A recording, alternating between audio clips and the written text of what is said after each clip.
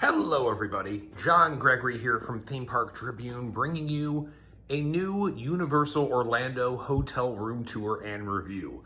This is the Stella Nova Resort, one of the newer resorts at Universal Orlando, right near Epic Universe. I stayed here for 2 nights in June 2025, paid $177 per night using an annual pass holder discount. And let me show you around the room, give you my thoughts on the space and the hotel. So I've now stayed at both sides of these new kind of value level resorts near Epic Universe. This is Stella Nova. Right across the way is Terra Luna. And at least in the room, and in a lot of other parts of the hotels, these two are one and the same. This room layout is exactly like what I got at Terra Luna. So it's gonna have a lot of the same strengths, weaknesses, all that. Let's just give you a look around before I give you my thoughts on the hotel in general. So walking back here to the entryway, you've got a full-length mirror right to your left, closet space to your right. We'll do a quick look. It's the usual stuff, the safe, the ironing board, the iron. If you need some extras on the bedding, there's outlets up there. That's basically it.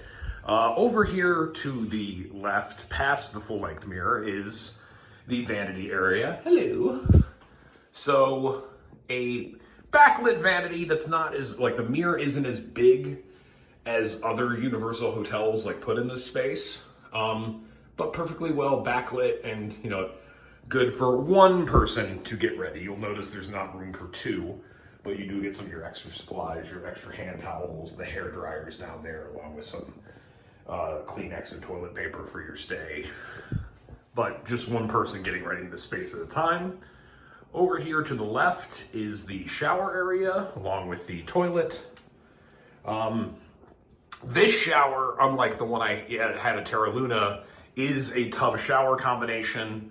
But otherwise, it's pretty much the same, having just shampoo and conditioner, not body wash, in these dispensers here. And that's the first kind of slight I'll say against the hotel room. I don't know why they're not giving people body wash along with shampoo and conditioner. I really would expect that pretty much everywhere. Other than that, showers, totally normal.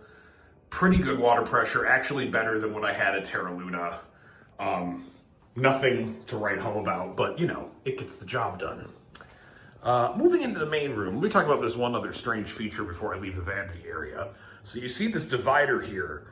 I really don't know what purpose this is serving, because like you can open up the curtain for it, and I just don't know why you'd even want that, really. Strange choice. I mean, it doesn't really affect you negatively in any way. It's just a little bizarre to me. I don't know why. Anyway, the rest of the area over here to the right, you have your coffee maker, not a K-cup brewer, just one of these usual ones they put in a hotel. I never use these. I wouldn't advise you use these, but they're here if you want it. The ice bucket. Fridge is down here. You do get a real mini fridge. That's a plus over some Disney values. The 2 queen-size beds. These, maybe because this hotel is a little more broken in compared to when I stayed at Terra Luna, these beds felt more comfortable. I woke up with less aches, pains, and everything, and they were okay. And it may be because the other ones at Terra Luna, I stayed there just a few weeks after it's open. They felt really firm, more firm than I'm used to. And it was just kind of a little bit of a struggle in the morning to get those aches and pains out because of sleeping on a harder bed than what you're used to. This place opened a few months earlier, just might have had a few more bodies on them. As far as amenities around the bed, so no USB plug or table on these sides of the bed if you're really doubling up. If you're doubling up either of these, you do get an outlet over there. You do get plenty of lights, including this overhead reading light that goes right down on one side of the bed. This switch over here controls the backlit stuff around the little celestial images over here, as well as the light right above the window. In the center, you do get more plugs. You get USB-C and USB-A, both one in the outlet there, and then you get one of each again right there in the alarm clock, along with this little light in the middle. But people who are, it's basically anyone who's on this side or this side, they're the ones that get the table to put their phone down. Pretty standard. And over here, not even a plug, just the light. The TV, perfectly fine. What you'd expect from a brand new hotel, certainly did the trick. Here is not really a desk area, it's more just like storage. But you do get some more plugs, 3 USB-A plugs along with 1 USB-C, and it does stow down into the desk, which is nice, along with the phone if you really need that.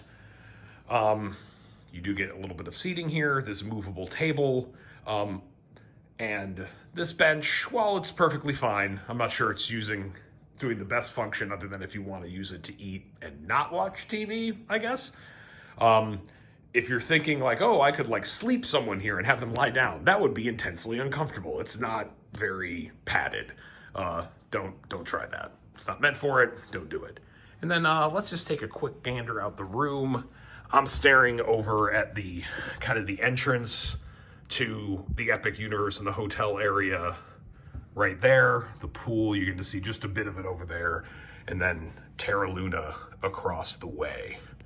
So, thoughts on the hotel. Like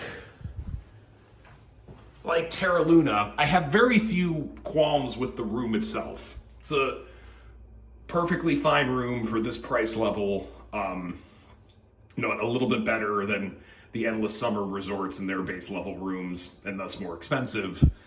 And really the only minor complaints is I don't know what the heck this divider thing is doing, and why aren't you putting body wash in the bathrooms? Just that should be like standard practice now. Shampoo, conditioner, and body wash. I don't really need the shampoo and conditioner all that often.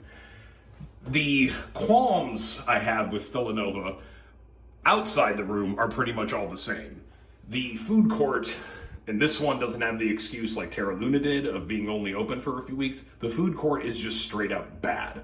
The service is bad, the food isn't that good, and they should have built a real food court, not the kind of like virtual cafe where you order from just one kiosk. It's kind of centralized ordering and pickup. The pickup gets backed up very easily. They keep not staffing all the stations to get the food orders in more quickly, and they're trying to absorb a lot of people, especially when you're getting back just after the parks close. Everyone's coming back here and expecting to be able to grab a quick snack, a late dinner, and they can't do it. The place gets overwhelmed. That's just not good. I don't see that problem at places with real food courts like Cabana Bay, and that's what this place needed.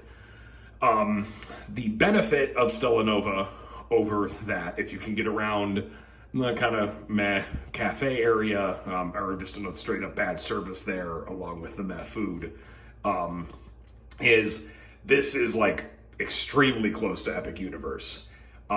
You can walk it very easily, but the buses were running at such a quick clip because it's really like a 2-minute drive right across the street.